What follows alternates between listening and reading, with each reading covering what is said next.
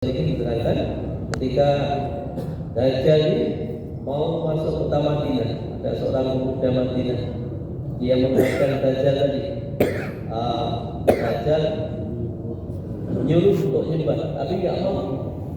Maka akhirnya pemuda tadi dibelah dengan pedang, dengan seizin Allah. Kemudian dihidupkan itu Dajjal. Dajjal tanya Bang ini, bagaimana? Kamu yakin sekarang kalau saya ini Tuhan melalui situ? Maka pemuda tadi mengatakan, saya tambah yakin kalau kamu ini betul-betul Dajjal. Dajjal marah ketika mau dibunuh lagi. Allah cabut kekuatan Dajjal, tangannya sekarang stroke dan nggak bisa lagi, nggak ada kekuatan, diambil kekuatannya Allah Taala. Jadi yang selamat diantaranya adalah ahlul yakin, orang yang diyakini ada keyakinan yang betul pada Allah Subhanahu Wa Taala. Baiknya nanti juga menjelang hari kiamatnya akan ada Ya'juj Ma'juj, di ulama makhluknya Allah yang jumlahnya banyak dan membuat perusahaan juga di muka bumi. Diterangkan tuh ketika rombongan Ya'juj Ma'juj ini berjalan menyeberangi danau Tobariyah, itu yang pertama minum, rombongan yang terakhir sudah nggak kebagian air karena begitu banyaknya. Padahal danaunya luas, tapi karena banyaknya makhluk ini, rombongan yang terakhir sudah kering, nggak kemana air. Dan makhluk ini akan merusak juga tanaman-tanaman, dirusak oleh makhluk ini. Dan nanti orang-orang beriman akan kekurangan makanan, kekurangan minuman ketika berdoa pada Allah, dan akhirnya nanti ya makhluk-makhluk ini akan dibunuh oleh Allah Taala dengan Allah kirimkan penyakit sehingga mati semua. Dan Allah Taala turunkan hujan untuk membersihkan bumi dari makhluk-makhluk tadi. Dan yang paling akhir, Bapak Ibu yang mulia, Bapak Ibu yang mulia, nanti menjelang hari kiamat ini matahari akan diterbitkan dari sebelah barat, dan dari timur tapi dari barat. Jadi bila hari kiamat Allah Taala mengirimkan angin, yang mana angin ini akan masuk di setiap orang beriman. Jadi yang ada imannya, kemasukan angin ini akan dimatikan Allah SWT. Jadi nanti di dunia yang tinggal hanya orang-orang yang rusak, orang-orang kafir. Maka waktu itu malam terjadi, itu malam ditunggu kok enggak siang-siang. Begitu matahari terbit, mereka terkejut. Ternyata matahari ini diterbitkan dari sebelah barat. Nah, kalau matahari terbit dari sebelah barat, kita tobat sudah tidak diterima Allah Taala. Maka ya, dengan meyakini perkara ini, bagaimana kita ini ada niat bertambah dekat pada Allah SWT. Ada kiamat tidak tahu tidak, tapi pasti akan terjadi. Hari akhir, hari kiamat. Wal qadri khairihi wa syarrihi min Allah Ta'ala. Orang yang beriman ini harus yakin dengan takdir Allah yang baik ataupun yang buruk. Ada yang ditakdirkan miskin, ada yang kaya, ini dari Allah, baik menurut Allah. Ini cocoknya miskin, kalau dia kasih sedikit lupa pada Allah, akhirnya maksiat pada Allah, dikasih miskin. Ada juga yang cocoknya di kaya ini, kalau miskin nggak cocok, nggak kuat, akhirnya tinggalkan perintah Allah, maka dikasih kaya. Allah yang terbaik. Ada yang dilahirkan itu bisu, nggak bisa bicara, ada yang nggak bisa menyakiti, takdir kepada Allah Subhanahu Wa Taala. Takdir yang baik dan buruk dari Allah Ta'ala. Nah, kalau orang beriman meyakini perkara ini, kita akan enak hati kita. Oh, ini jadi takdir Allah. Kita akan menerima dengan senang hati. Kalau kita bersyukur, maka misalnya dikasih hutang, alam ini surga akan disempurnakan Allah SWT. Wal ba'ti ba'dal maut. Jadi orang beriman harus meyakini adanya kebangkitan setelah kematian.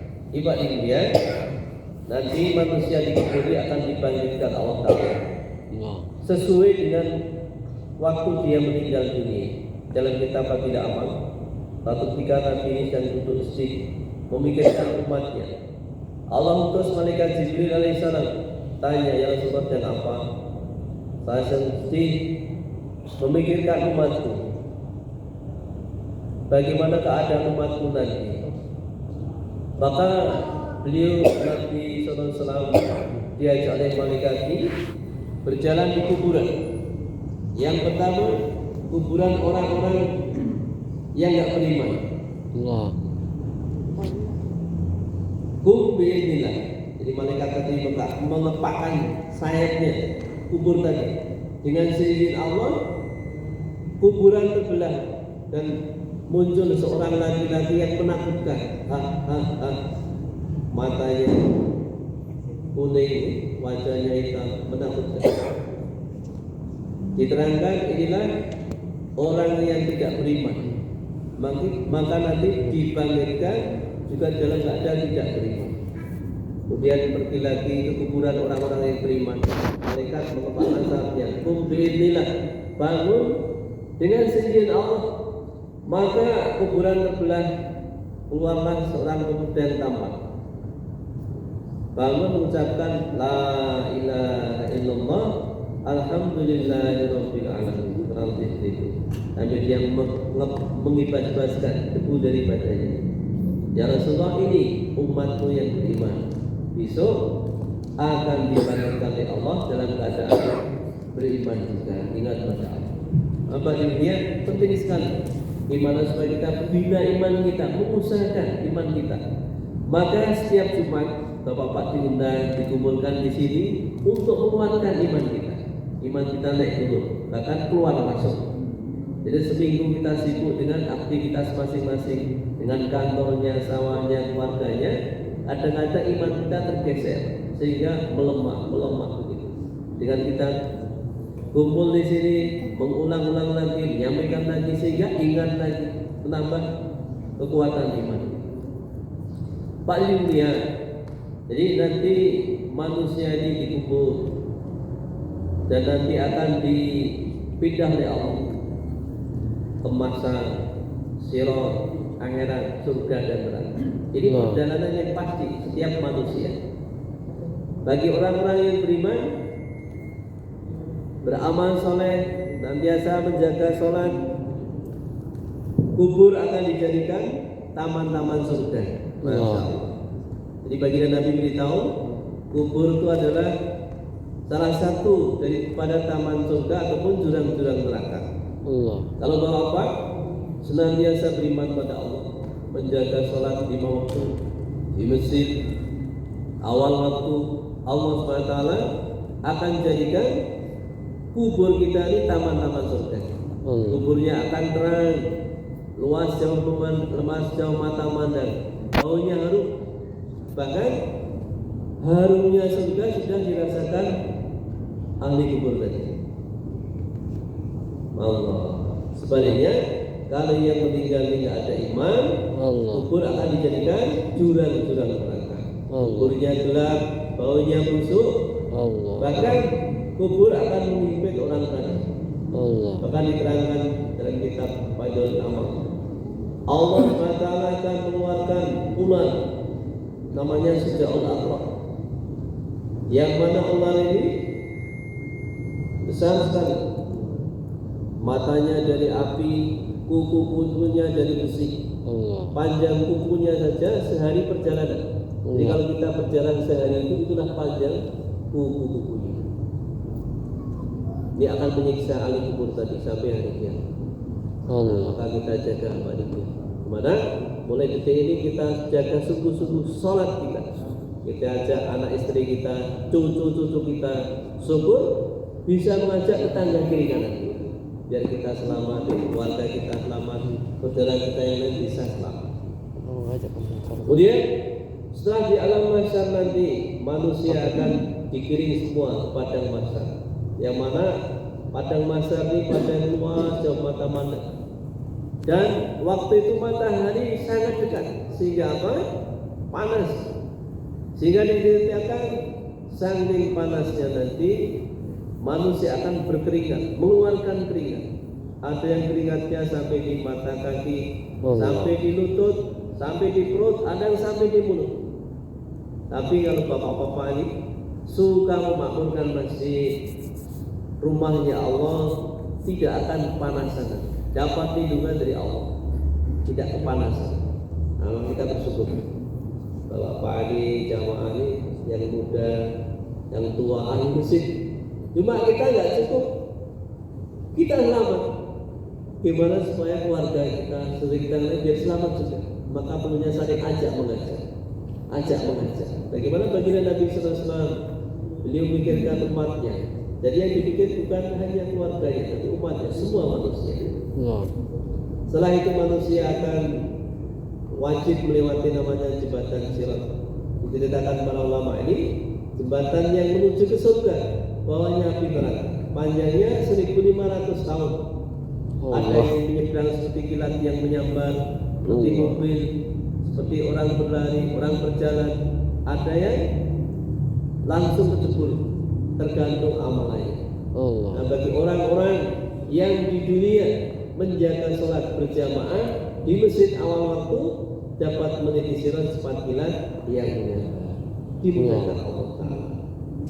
Dan yang kelima, nanti manusia ini menjadi dua golongan, ashabul yamin, golongan kanan ahli surga, ashabul shimal, golongan kiri ahli neraka. Jadi neraka ini sangat berbahaya. Diceritakan para ulama, itu dalamnya neraka. Kalau batu dilempar melayang ke bawah, perlu waktu berapa? 70 tahun perjalanan batin. Padahal sehari di akhirat 1000 tahun di dunia. Ini dalamnya neraka. Dan besok bahan bakarnya ini batu dan manusia katanya, kurang lebih segitu. Berapa besar batunya? Ulama terangkan ini, besarnya batu neraka ini seandainya gunung-gunung di dunia dikumpulkan jadi satu, itulah besarnya batu di sana. Dan siksa yang paling kecil itu kalau berikil, kalau di kaki kita, otak kita akan begini. Jadi penderitaannya mengerikan selama-lamanya. Minum nggak ada minum. Minuman dari air nanah, air darah. Imahnya yang begini. Makan berupa apa? Buah yang dimakan akan robek-robek perut kita. Ini sangat menderita. Nah, kita berlindung pada Allah Ta'ala supaya Allah selamatkan kita, keluarga kita dari azabnya Allah Subhanahu Wa Ta'ala.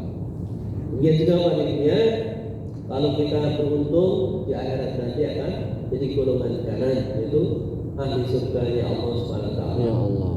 Di Allah ini menghormati, menghargai kita yang punya iman. Jadi iman yang paling kecil nanti Allah akan berikan surga yang paling kecil yang di sana berapa? 10 kali dunia.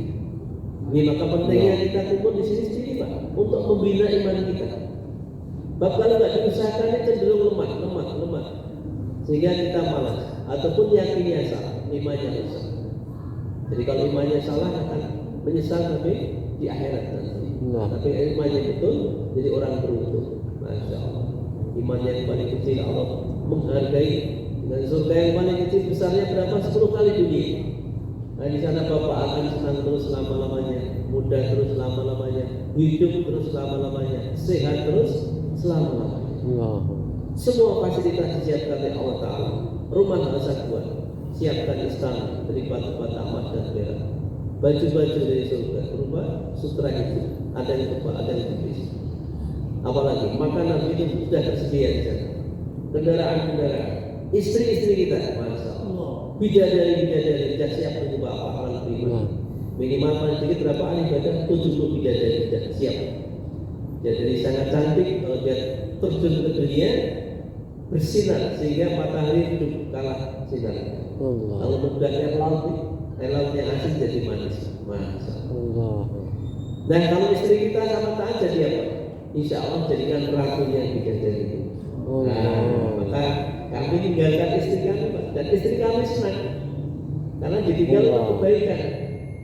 Harapannya nanti dijadikan ratunya bidadari, masya Allah. Derajatnya tinggi. Jadi wanita di dunia dengan bidadari itu kalau taat, derajatnya tinggi wanita di dunia. Karena apa? Dia menahan penderitaan, takwa pada Allah, melayani suami dan sebagainya. Derajatnya tinggi di sisi Allah Ta'ala. Sehingga ulama terangkan, kalau bidadari cantik nggak bisa bertambah, atau istri kita ini meningkat, semakin cantik, semakin cantik, semakin cantik. Allah. Baik dia, maka pada kesempatan ini kita bersyukur pada Allah bisa berkumpul di sini, dan insya Allah acara ini Pak, kita istiqomahkan setiap malam Jumat, insya Allah. Kita ajak teman kita untuk apa? Biar sama semua. Inilah. Jadi agama ini nikmat juga amanah. Jadi kalau bisa mengamalkan agamanya nikmat, cuma amanah maksudnya apa? Kita nggak cukup untuk diri kita, tapi untuk siapa? Untuk seluruh manusia. Biar selamat semua. Maka itu dia dianjurkan oleh para ulama itu untuk bisa memahami perkara ini perlu ada usaha latihan. Maka biasanya kami tiap bulan itu meluangkan waktu 3 hari untuk perkara ini, untuk membina iman kami, membina iman keluarga kami, dan mengajak diri kanan kita.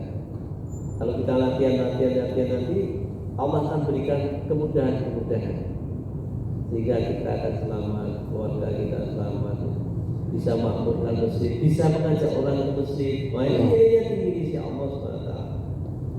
Nah, semoga Allah Ta'ala memberi taufik kepada kita semua untuk bisa istiqomah dalam mengamalkan agamanya Allah SWT.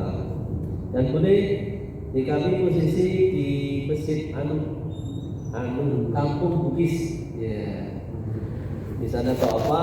Ada waktu boleh. Mungkin di sini cuma ini malam ini. Nah, besok ke sana boleh. Untuk sama-sama belajar, punya waktu sehari boleh, 2 hari boleh, 3 hari boleh, 1 jam 2 jam boleh juga. Misalnya Mas, saya waktunya lenggang, mau hari bisa, nggak apa-apa. Yang mau bisa bergabung di sana nanti sama-sama mendengarkan ini. Nanti habis sisa, habis makan pulang misalnya. Boleh juga. Jadi kita atur semua Pak. Ini dia hidup di dunia cuma sekali, tapi kita ditutup dua-duanya. Ya cari uang untuk sandang pangan, papan, ya agama. Sebab kalau baru dicukupi sandang pangan, papan, tidak ada agama, keluarga kita akan bahaya. Maka caranya diatur. Sibuk kerja boleh, tapi pasti ada sela-selanya. Nah, waktu sela-sela itulah kita usaha. Mungkin pagi, siang, kerja di toko, pasar, dan sorenya Pak, kita kumpul sendiri, mari bisa syukur nambah lagi, iktikaf bisa sampai subuh, bagus kan? Atau enggak semampu. Bapak ini mulia, inilah kemuliaan umat akhir zaman. Umatnya yang baginda Nabi Sallallahu Alaihi Wasallam. Berapa menit? 16 menit. Nah, jadi kita sudah ibadah bagus, lebih mulia lagi kalau kita ini seperti Nabi kita. Tidak hanya ibadah tapi dakwah. Dakwah itu mudah, lebih mudah daripada orang naik sepeda. Kok bisa? Kalau naik sepeda itu harus punya sepeda. Yang kedua matanya harus punya melek. Tapi ini dia kakinya pun tidak cacat. Kalau dakwah ini, saya punya teman di Semarang, kalau jalan resort Pak, bisa juga. Bahkan ada TR, tunarungu. Jadi seumur hidup belum pernah mendengarkan suara. Dan biasanya bisu nggak bisa bicara. Itu bisa amal agama. Jadi dengan bahasa isyarat. Ini yang kurang lebih itu. Kalau di Semarang alhamdulillah ada. Jadi setiap malam Jumat di belakang itu khusus CR tunarungu. Jadi orang-orang yang seumur hidup belum pernah mendengar, belum pernah bisa ngomong ini, tapi paham agama. Sholatnya rajin, seperti itu. Jadi agama mudah. Ada juga yang tadi nggak punya kaki ngesot terus jalan bisa. Karena dakwah ini intinya mengajar. Bahkan nggak bisa ngomong, tapi pikirannya jalan itu bisa juga. Ada dulu 2 orang silaturahmi di tetangga. 1 orang ngomongnya lancar, Bapak masjid nanti panahnya gini-gini selamat dunia, tapi nggak mau. Nah temennya yang 1 ini bisu nggak bisa ngomong, bahasa isyarat. Ya kurang lebih Pak ini, maksudnya sholat di masjid. Kalau nggak mau, diambil sorban temennya, ambil korek, dibakar. Maksudnya nanti di neraka dibakar. Maka ketakutan nanti orang tadi, sehingga dia ambil sarung masuk ke masjid Pak. Nggak bisa ngomong, tapi pikirnya saja. Jadi tidak mau kerja. Dakwah ini mikirkan orang lain. Jadi kalau kita ibadah untuk pribadi kita, sholat, puasa, zakat, haji itu pribadi kita sendiri. Kalau dakwah itu mikirkan orang lain. Dan derajatnya tinggi. Gara-gara dakwah ada dalam Al-Quran ini nama semut diabadikan dalam Al-Quran. Jadi ketika Nabi Sulaiman jalan dengan tentaranya, di depannya itu ada rombongan semut. Salah satu semut-semut tadi memberikan peringatan. Kawan-kawan, sebentar lagi ini tentara Sulaiman lewat jalan ini, kamu masuk, lubang kamu masih ini, biar selamat. Gara-gara ini Allah senang. Namanya diabadikan dalam Al-Quran. Binatang punya pikir pada yang lain, Allah punya namanya diabadikan dalam Al-Quran. Ada lagi burung hudhud. Ada surat hud dalam Al-Quran. Waktu itu Nabi Sulaiman mengadakan pertemuan seluruh tentaranya, warganya, termasuk hewan-hewan di hutan. Yang terlambat burung hud ternyata. Nabi Sulaiman ini kalau hud telat, nggak punya alasan yang pas, saya potong ini kurang lebih. Maka datang melapor, maaf Tuan Raja, saya telat karena saya singgah di kerajaan Sabah, dipimpin Ratu Balkis. Seluruh negeri tadi menyembah matahari. Saya kasihan, kalau dia mati akan di neraka semua. Maka saya terus berpikir, akhirnya saya telat seperti itu. Singkat cerita, ya, maka Ratu Balkis tadi dikirimi surat oleh Raja Sulaiman, dan singkatnya satu kerajaan masuk Islam. Gara-gara itu burung tadi dipikirkan tadi, maka namanya diabadikan dalam Al-Quran. Apalagi kita Pak. Jadi dengan dakwah ini latihan pikirkan orang lain. Gimana biar saya selamat, keluarga selamat, tetangga kiri kanan selamat. Derajatnya tinggi di sisi Allah nanti. Kalau hanya ibadah, meninggal sudah putus aman. Tapi kalau kita mengajak orang, Masya Allah, yang kita ajak 10 orang, taat semua. Kita sudah meninggal, dapat setoran pahala dari yang kita ajak 10 orang tadi. Setiap orang bisa ngajak 10 lagi, 100 orang. 100 orang bisa ngajak 10 lagi, berapa? Kita meninggal, Pak, setorannya banyak. Maka setelah Nabi Muhammad, orang nomor 2 itu Nabi sahabat Abu Bakar Siddiq radhiyallahu. Jadi semua amalan manusia di dunia ini mengalir pada sahabat Abu Bakar tadi. Sholatnya manusia seluruh dunia itu semua. Maka surganya luas. Maka bilang ya, penting kita ini sama-sama usaha. Di samping kita ini sebagai hamba Allah untuk beribadah, sebagai umat Nabi Muhammad SAW, ada tanggung jawab dakwah untuk orang lain. Insya Allah dengan nanti Allah akan berikan kepahaman ya. Bagaimana Bapak tentu pertanian, paham nanti masalah pertanian. Ada yang perbengkelan, nanti paham juga masalah permesinan dan seterusnya. Jadi apa-apa kalau ditekuni akan paham. Ini perobatan dan amri ini, obat-obatan ditekuni akan paham juga masalah obat-obatan. Jadi juga usaha dakwah ini kalau kita mau menceburkan diri, Allah beri kepahaman nanti. Oh ternyata ngajak itu begini-begini, Allah akan bimbing Pak. Dengan hikmah, oh kalau begini kok nggak mau, oh nanti harusnya begini dan sebagainya. Sehingga kita nanti insya Allah kalau umat akhir zaman ini belum pernah lihat Nabi, tapi mau mengikuti Nabi, di akhirat dijadikan oleh Nabi sebagai saudaranya Nabi. Allah.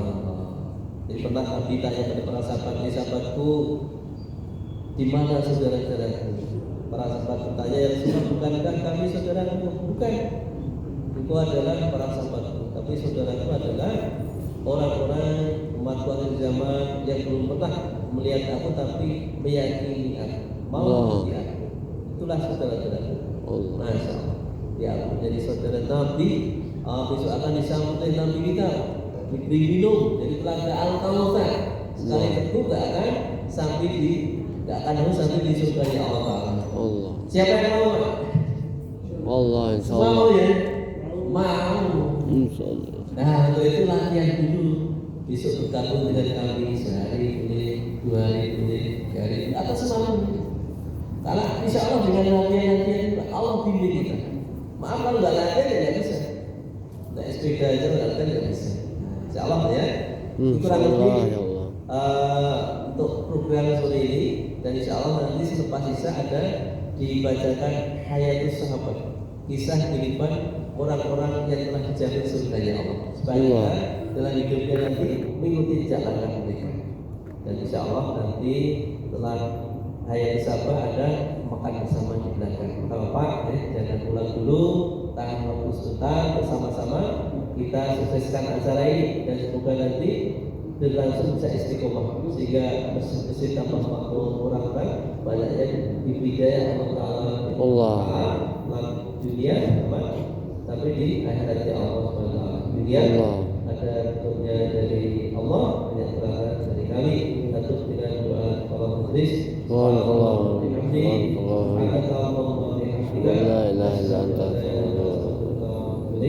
Assalamualaikum warahmatullahi wabarakatuh. Waalaikumsalam.